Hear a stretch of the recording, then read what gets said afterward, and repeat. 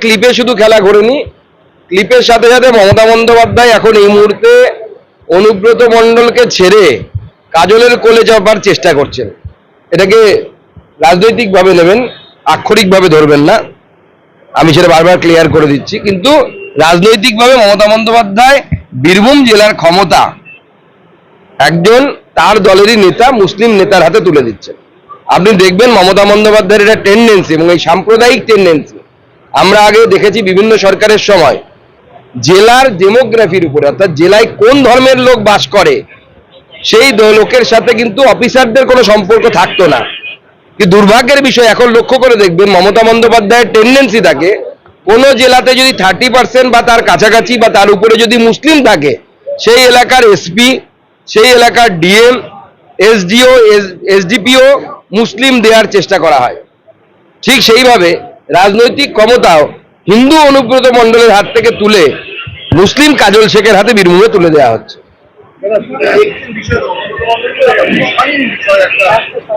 না না, দেখুন অত্যন্ত জঘন্য ভাষা, সে নিয়ে অনুব্রত মণ্ডলের সাথে আমাদের কোনো সিম্প্যাথি নেই। কিন্তু আমার বক্তব্য, আপনারা যদি ভেবে থাকেন যে শুধু অনুব্রত মণ্ডলই পুলিশের সাথে এইভাবে কথা বলে, তাহলে আপনারা মূর্খের স্বর্গে বাস করছেন। তৃণমূলের 90% নেতা পুলিশ অফিসারদের সাথে এইভাবে কথা বলেন। একবার খোঁজ নিয়ে দেখুন, আমি বেশি কিছু বলবো না। মুখ্যমন্ত্রী আইএসদের সাথে খেপে গেলে কোন ভাষায় কথা বলেন সেটারও একটু খোঁজ নিয়ে রাখবেন। মুখ্যমন্ত্রী ছাত্রীরা আর পরীক্ষায় বসবেন না, কালকে তারা একটা কর্মসূচি নিলেন, সেখানে পুলিশের ধরপাকড়, পুলিশের অত্যাচার নেমে গেল। দেখুন, আমরা এবং আমি বিজেপি রাজ্য সভাপতি হিসেবে প্রথম থেকেই বলে এসেছি, মমতা বন্দ্যোপাধ্যায় নেতাজি ইন্ডোর স্টেডিয়ামে চাকরিহারাদেরকে ডেকে যে সমস্ত বাক্য শুনিয়েছিলেন, যে সমস্ত আশ্বাসবাণী শুনিয়েছিলেন, সব মিথ্যে ললিপপ ছিল। তখনও বলেছিলাম কিছু শিক্ষক বিভ্রান্ত হয়েছিলেন। সুপ্রিম কোর্টে লাস্ট পেরেক মমতা বন্দ্যোপাধ্যায় মেরে দিয়েছেন, আর কারো কিছু করার নেই। কেউ কিচ্ছু করতে পারবে না, প্রধানমন্ত্রী করতে পারবেন না, রাষ্ট্রপতি করতে পারবে না। করার একটাই জায়গা ছিল, সুপ্রিম কোর্টে যোগ্য এবং অযোগ্য টিচারদের আলাদা তালিকা দেয়ার দায়িত্ব ছিল রাজ্য সরকারের। এসএসসি দেয়নি।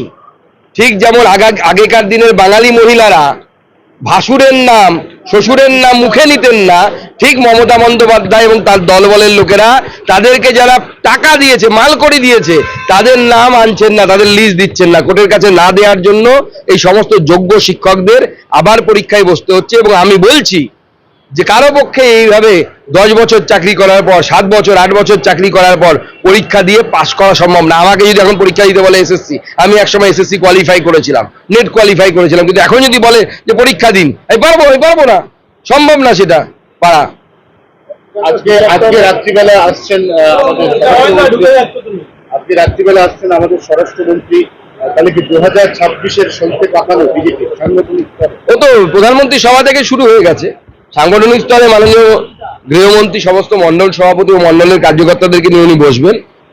কর্মীদের মধ্যে উৎসাহে কর্মীরা ফুটছে, এবং আমি পরিষ্কার, আমার পার্টির নেতারা আমরা সবাই বলে দিয়েছি, বাংলার জনগণকেও এই বার্তাটা দিতে চাই, এবারকার ভোট, এবারকার ইলেকশন শুধুমাত্র বিজেপির সরকার তৈরি করার ইলেকশন নয়, বা তৃণমূল কংগ্রেসকে হটানোর ইলেকশন নয়। হিন্দু বাঙালির ঘটি, বাটি এবং ইজ্জত, সম্মান, এই তিনটে বাঁচানোর শেষ লড়াই। এবার যদি আমরা না করতে পারি, তাহলে আগামী দিনে মুর্শিদাবাদের মতো আপনার আমার বাড়ির বউ মেয়েদেরকে ছাদ থেকে লাফ দিয়ে পালাতে হবে ইজ্জত বাঁচানোর জন্য, জেহাদিদের হাত থেকে। পরিষ্কার বার্তা। এই প্রক্রিয়ার মধ্যে দিলীপ ঘোষকে এক করতে চান, আপনার চিন্তা আছে? দিলীপ দা আমাদের পার্টির নেতা, কিন্তু উনি সর্বভারতীয় সভাপতি পদে লাস্ট ছিলেন, অতএব ওনার বিষয়ে সিদ্ধান্ত নেওয়ার ক্ষমতা সুকান্ত মজুমদারের নেই। সর্বভারতীয় স্তরেই সমস্ত সিদ্ধান্ত হবে। আজকে ডাক পাননি, কালকে সেটা পরে আপনারা জানতে পারবেন কি হয়েছে।